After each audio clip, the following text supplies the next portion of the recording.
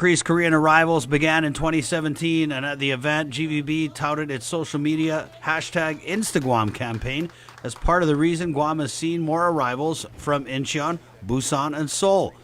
Governor Leon Guerrero said she had healthy talks with at least one major Korean airline head. Jeju president and CEO sees the value of the business from Guam and has some good strategies and good projects coming down that would expand more the frequency of travel from South Korea to Guam. GVB Korea head Jay Park also told attendees Guam has set a new record in the spotlight as an alternative to Japan and Hong Kong.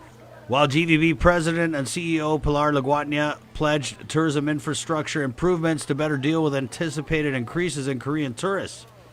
In attendance at the year-end appreciation celebration, U.S. Ambassador to Korea Harry Harris Jr.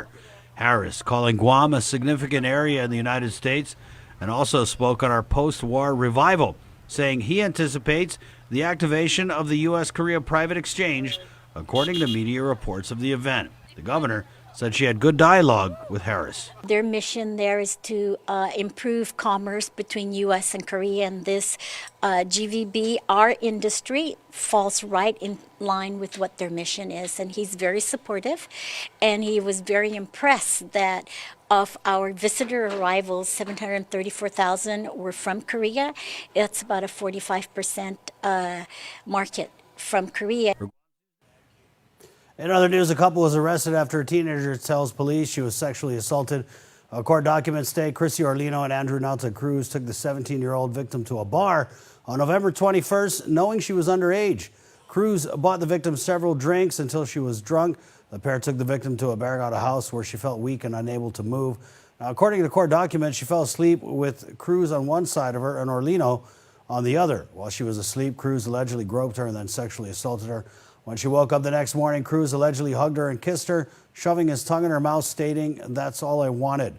The victim cried to Orlino and told her what happened, but Orlino chose not to believe the victim, court documents state. Court documents also state Cruz allegedly told a family member he touched the victim and later told police, "I admit it was wrong. She's only 17, but she never said no." Cruz was arrested for third-degree criminal sexual conduct, 2 counts of fourth-degree criminal sexual conduct and 2 counts of child abuse. Orlino, meanwhile, was charged with 2 counts of child abuse. David Jesus Kitchitut, 20, also known as Justin J. Santos, was arrested after allegedly robbing a man in Agotnya. The victim told police that he was heading to a restaurant at the Agotnya Shopping Center on November 26 when Kitchitut, accompanied by 2 others, approached him asking for a ride. Now, when the man said he couldn't help him, Kitchitut then asked the victim for money. Court documents state the victim pulled his wallet out and Kitchitut allegedly demanded the victim give him all of his money. When police later located Kitchitut, he admitted to demanding all of his money and demanding that the victim go to the ATM for more, court documents state. He was charged with third-degree robbery as a third-degree felony. Well, it's a story we brought you first on social media. Skaters and their families being left in the dark, literally, about the status of lights at the Deadwood skate park. Here's more. Deadwood Mayor Melissa Zavares says enough is enough. She's talking about lights at the Deadwood skate park, which have been out since March. We went summer without lights. We're coming up to the holidays, Christmas break. Well, the problem is, according to Mayor Zavares, she's relying on the Department of Parks and Recreation to fix the lights.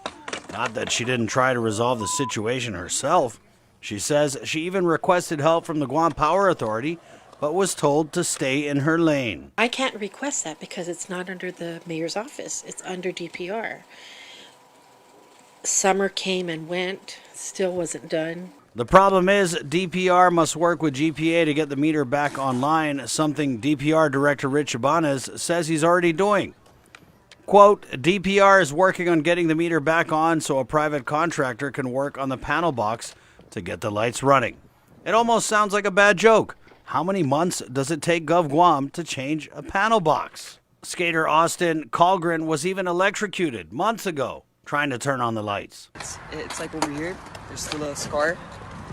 You can still see it. Mayor Zavares says all kinds of people use the skate park, from kids, teens, young adults, military members, and even tourists.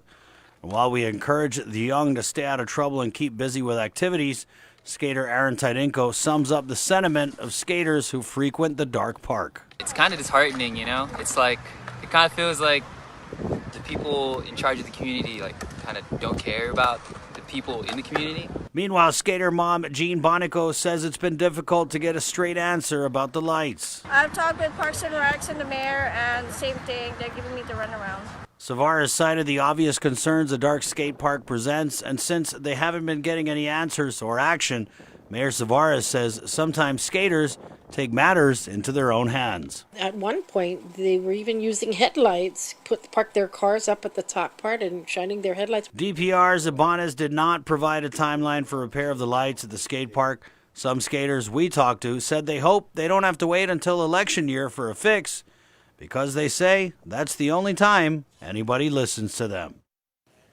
With regional headlines, here's KSPN 2 News. Hafa Guam, here are the headlines for CNMI. There's nothing to hide. We're here to make sure that we cooperate.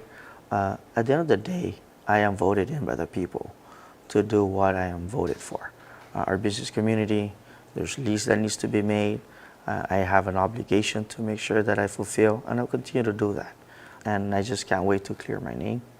And at the same time, it is challenging. But this is why this Thanksgiving was meaningful to spend time with our families, as every Thanksgiving, to just give praise, thanks to our Lord, and appreciate life. Despite all the challenges that we have, I believe that there's dark days, there's brighter days, and this is just one of those days. Governor Torres heads to Japan tomorrow morning and then will take the inaugural flight on Skymark Airlines to Saipan from Tokyo this Friday. So having Skymark now come in gives us that opportunity to rebuild our friendship with Japan, our Japanese, our prior tourists that's been here, and then hopefully our business partners, Japan, come back and reinvest here on the island. What do you think we'll see first from the Japan investment side? A hotel or new development, or what do you think? I think for now the most critical part is maintaining our Japanese investors here, whether it be Grand Rio, Hyatt, Aqua Resort, Kingfisher. Those are the four biggest establishments that we have now. It's important that the government and the community embrace that relationship, and I think that is the beginning part of bringing in other investors. But ultimately, I would like to have them come back and invest in the hotel, another airline. Two major Saipan hotel properties have leases that will expire soon. Fiesta Resort and Hyatt Regency Saipan both have indicated that they would like to stay. Fiesta will rebrand its Guam property soon to an international brand, and there is thought that if a new lease is signed here, that could happen as well. Hyatt is currently the only international brand in the market. Governor Torres is directly involved in negotiations. He recently went to Japan to meet with Mr. Nakauchi, the current owner of Hyatt, and he says the process is moving forward. Where do we stand now between the two that are coming up, Fiesta and Hyatt? So throughout this process, there's regulation that needs to be followed. And no one's exception, whether it's Hyatt, Fiesta, or anybody else. When you get to the hotel, there's procedures and process that needs to be followed. They have both put in their appraisal now, and that they've turned that in the last couple of weeks. I think DPO is on finalization on reviewing those documents. After that, they go in and they negotiate, on what the value is, and then we go from there. I do know that the next phase is both Fiesta and Hyatt needs to come in and give us their proposal on what investment will be made in the next 40 years. So again, they'll be going by phases. DPL and myself and Lieutenant Governor, we want to see how our community also benefits in a different way. One of it is we're cognizant now about typhoon. We want to see how there's easy access for assistance, where there's water for the first 15 days of major typhoon. Something in that manner that when it comes to catastrophe, that this public land is able to help our community. On Friday, Torres was at the opening of the Surfrider Hotel in Chalankanoa. I remember it was their anniversary, and it meant a lot to me to be part of the grand opening and knowing the fact that how your wife played a great role in your success. Congratulations. Part there where you choked up for a moment. Tell me, what was going through your head? Well, you know, Bob Jones, him living on this island is a choice. I believe that. He can live anywhere else in the world. He has the financial resources. He lives down at CK. Nice house, nice beach. So a couple years ago, we opened Great Harvest. And I remember him and his beautiful wife, late wife now, was their anniversary. And to me, it was like, with their age, yet they're still fighting and moving forward and trying to make this community a better place. And the product they're bringing in are top notch. So Friday at the hotel opening, you were thinking back on that? Is that what made you? I did, because I'm standing there looking south where Great Harvest was. For me, you know, here we are again, opening up another resort right next to the Great Harvest. And I look over and, you know, his wife is not here in physical. And just hit me that even despite that she's not here, Bob continued to move forward. And in memory, and just that partnership. And I just looked over at Bob and I just felt that despite everything that's going on, there's just those moments that you appreciate life. For more news, visit saipantv.com. For KSPN2 News, I'm Ashley McDowell. Stay tuned. Next on Weekend Edition, we have trend spotting, and still to come, the Guam Crime Stoppers Report. We'll be back. Get up-to-the-minute news, plus access to alerts, streaming radio, promotions, and more on your mobile device by downloading the KUAM News mobile app, available at the App Store now.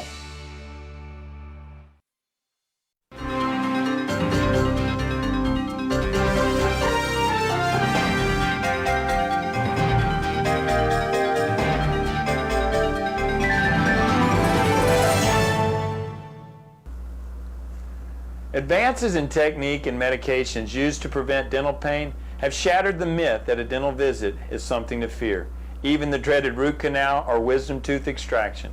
Swabbing or spraying a topical numbing agent on before the injection, and using different techniques and anesthetics can create a relatively comfortable or pain-free injection. Injections are often the most feared procedure. Some patients don't like the sounds or the vibrations of decay removal. If you're still nervous or you gag easy, despite these techniques, very safe oral medicines can be taken before your dental appointment to eliminate all fears, or some clinics use nitrous oxide gas. Pain relievers can easily be prescribed to eliminate mild to severe dental discomfort after any visit. For your Helpful Dental Minute, I'm Dr. Kenny Bourgeois of Paradise Smiles. We shall never know all the good that a simple smile can do.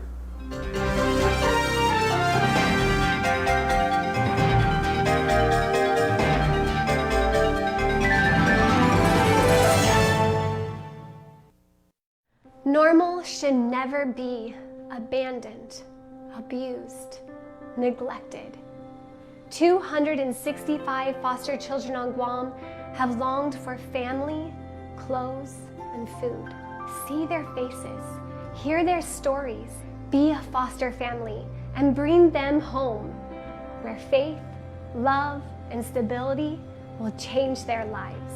Please support the magic of giving this Christmas. I hope everyone had a great Thanksgiving and a Black Friday. Here's what's up next on Trend Spotting.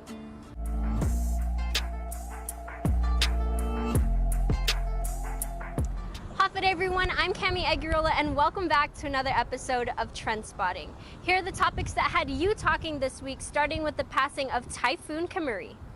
Water, wind, and lots of it. That was what Tropical Storm Kamuri left behind down south. Police blocked off the outer northbound lane late this morning to shield traffic from the flooding hotspot near Polaris Point. Several waterfalls poured down the mountains in Agate and Umatic Hills. Umatic saw gusty winds that blew tarps off, even caught on a viral video. Umatic Mayor Johnny Kanata showed KUAM canopy poles that were bent during the passage of Tropical Storm Kemari. A viral video showed the tarp on a canopy blowing off the poles last night during the village's 9 Nights Fanokpu. It was a big gust, and they said maybe 40 miles per hour. It took off the tarp in one shot, Mayor Kanata said. Viewers took to the comments to respond about the incident and the storm. Top fan Jesse Anthony said, "And it shows your office works hard because you have the cleanest southern village so far. At least you clean the other roadways and not just your favorites. Awesome mayor for sure." Another Facebook user said, "In the future, Guam should have a very safe underground power line that will keep Guam from having power outages and not having power lines falling from very strong storm winds." Skaters and their families are being left in the dark. Quite literally. Deadwood Mayor Melissa Savares says enough is enough when it comes to the park lights that have been out since March. The problem is, according to Mayor Savares, she's relying on the Department of Parks and Recreation to fix the lights. Not that she didn't try to resolve the situation herself. She says she even requested help from the Guam Power Authority, but was told to stay in her lane. Skater Austin Calgren was even electrocuted months ago trying to turn on the lights. And skater Aaron Tydinko sums up the sentiment of skaters who frequent the park. "It's kind of disheartening. It kind of feels like the people in charge of the community don't care about the people within it." Here are some of your comments on Facebook. Cruz Williams said, "There's a lot more to this closure. I've picked up beer, liquor bottles, and trash from used syringes, food containers to burn trash. This park is alcohol and drug free. Late at night is when all these occur. DPR mayors, staff, and others have been teaming up just to keep it safe. I've seen more families use the park in the daytime now since the late night partiers have gone." Joey Baza said, "We need a new mayor for that village as soon as possible. It seems the only time things get done is whether it hits social media or time to re-elect. Just watch the sidewalk with gates from Mobile Fatsimo to Mobile Liguan. It will be cleared come election time." Officers from the Dededo precinct responded to Bejado's barbershop on Loretta Street relative to a robbery complaint. A female victim, 61, was struck behind by an unknown man while inside the establishment. The suspect is only described as a heavy-set man, dark complexion, black curly hair, 5'8" in height, and was seen fleeing on a mountain bike with the victim's bag. GPD is asking for the community's help. Should anyone who have witnessed this incident or may have information relative to this case, you are urged to contact dispatchers at 472-8911 or 475-8615 or 157. Tips can also be submitted through guam.crimestoppersweb.com. All information will remain confidential, and a cash reward of up to $1,000 could be paid if the information provided leads to an arrest and grand jury indictment. On Facebook, Tovis Frank said what the police force needs is unmarked cars like in the States and other countries so that criminals will never notice that policemen are arriving. An annual island tradition was held on Thanksgiving, exhibiting two of the most core beliefs that all of us Guaminians hold dear: hospitality and being there for our neighbors when they need it the most. The good folks at Salvation Army spearheaded their annual Thanksgiving fiesta in the capital of Hagåtña at Chamorro Village. While the recent weather increased the chances of rain, that didn't dampen the spirits of the group to lead hundreds of volunteers in dishing out a truly bountiful holiday meal. 2019 marked the 23rd year that Salvation Army has served meals to Guam's most needy, those individuals and families who for whatever reason or no reason at all are unable to enjoy a traditional Thanksgiving celebration with loved ones.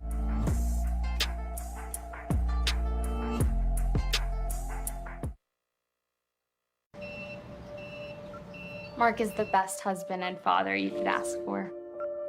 Right, mi amor? My brother, he's just a big kid. Great guy. Best man at my wedding. Just gotta keep him off the dance floor. Uncle Mark's the best. He taught me how to seal a bass. He stopped by yesterday just to chat. Honestly, this place would fall apart without him.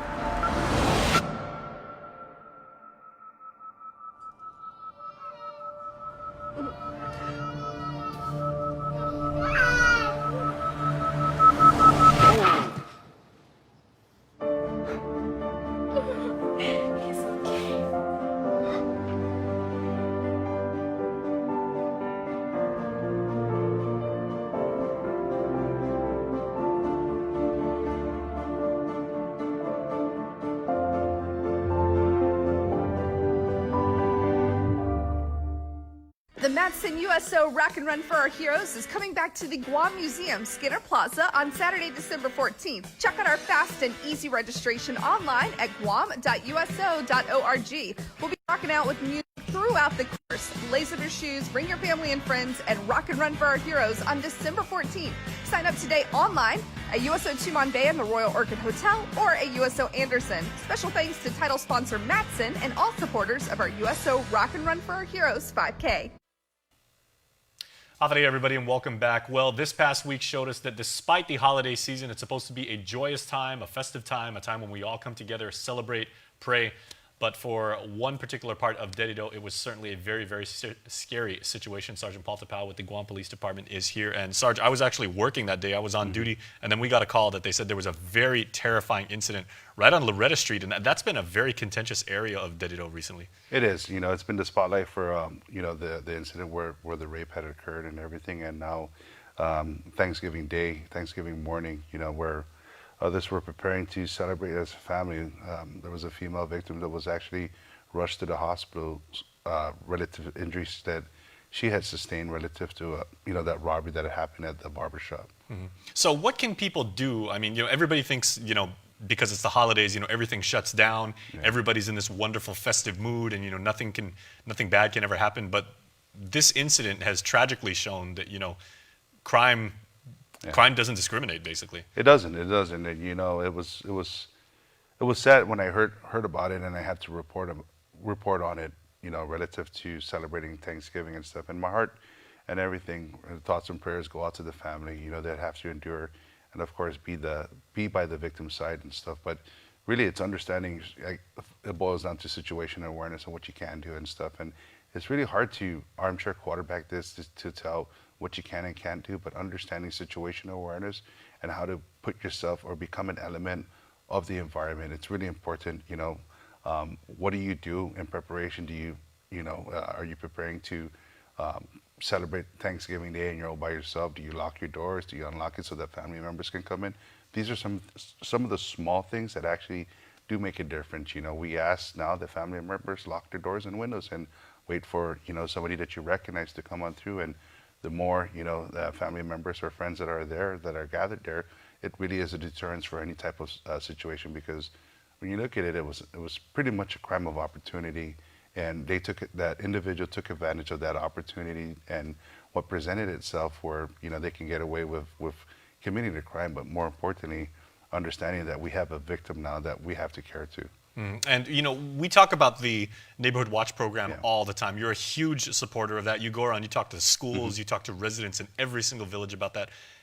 And most people just assume that means, okay, I'm going to watch out for my neighbors in residential areas, cul-de-sacs, courts, you know, whatever you have. But that also includes businesses within the area. It does. And, you know, that's the next phase of the Neighborhood Watch program, is getting businesses established with the Watch program and the concept. And, you know, if you look at the time frame, when we roll into the crime report, you see that it happened around 9 o'clock in the morning. And there's a lot of businesses that are along that area. There's a bakery that's down the street that we know for a fact is busy that day, especially during Thanksgiving.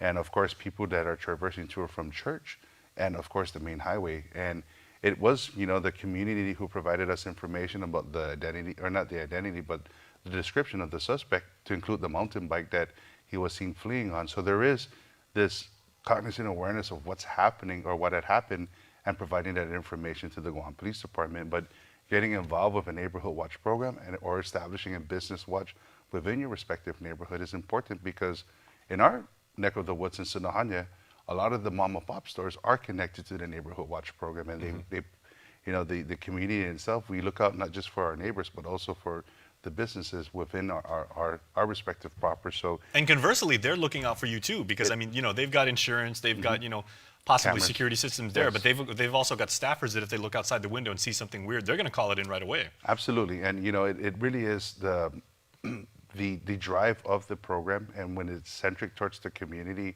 you see a lot of innovative ideas that come into play, and how it's run and how it's really brought out to the community. So these are the times where, you know, we want to report the success of a Neighborhood Watch program, but we also want to highlight that the community is now getting involved. Like I said, you know, information was provided to our police officers at the time when they were responding as to where the exact location was, and of course the description of the suspect that was involved. So, you know, this before, had we not had the Neighborhood Watch program, people would probably just turn a blind eye and not get involved. But now the gist, the main genesis behind the Neighborhood Watch program is getting involved.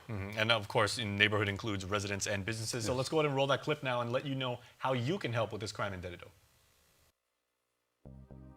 The Guam Police Department and the Guam Crime Stoppers is reaching out to the community for their help relative to a robbery that occurred on Thanksgiving Day. Now, the preliminary police report suggests that on Thursday, November 28, at around 9:45 in the morning, Deadwood Precinct Command officers responded to a robbery complaint at Bejado's Barbershop located in Loretta Street in Deadwood. The police report further suggests that the female victim was struck from behind by an unknown man while inside the establishment. The suspect was only described as a heavy-set man with dark complexion, having black curly hair, and standing about 5 foot 8 inches. He was last seen fleeing on a mountain bike with the victim's bag. The 61-year-old victim was transported to Guam Regional Medical City for treatment and care. Should anyone who may have witnessed this incident or may have any information relative to this case, you are asked to call our GPD dispatchers at 472-8911 or 475-8615-7. If anyone has any information about this crime or any other crime, you can call our 24-hour hotline at 477-HELP, that's 4357, or submit a tip online at guam.crimestoppersweb.com. All calls will remain completely confidential, and a cash reward of up to $1,000 could be paid if the information provided leads to an arrest and a grand jury indictment. Your call does make a difference. Okay, Sarge, so wrapping up real fast and everything like that, we've got one holiday in the books. It is the holiday season officially right now. These times get really, really tense for those of you in law enforcement because you're trying to watch out for everybody too. People are coming back from college, people go on vacation, tourists come here and everything like that. It's a very unique time. It is, and this is going to set the tone of how we, how we move forward with celebrating the holiday season. This robbery and Thanksgiving, it breaks my heart to report about it. But understanding first what we can do and what we need to do is being responsible stewards of our community, making better choices and become better decision makers. It's important that we know that as a community, we all need to help each other.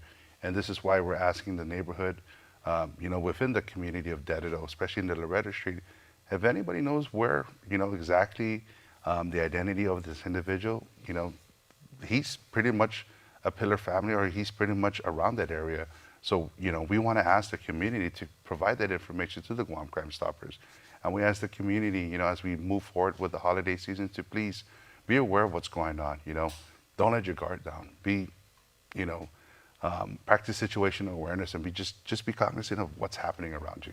All right. Well, thanks so much, Sarge. We appreciate it. Hopefully by next week we'll have some more information about this. Yes. As more information comes forward, we'll put more information out to the media. But again, this is an opportunity in which we can actually come together as a community and help bring justice to the victim and the family. All right. I know we'll all do our very best. We'll see you next week. I appreciate it. Thank you. All right. And we'll see you right after this. We value relationships because when we commit, I love you guys until you're 80, until you're 90, until you're 100, forever. We are in it for the long run, so you can enjoy the moments that matter. Because when we commit to relationships, we never stop caring. Calvo's Select Care, health care that is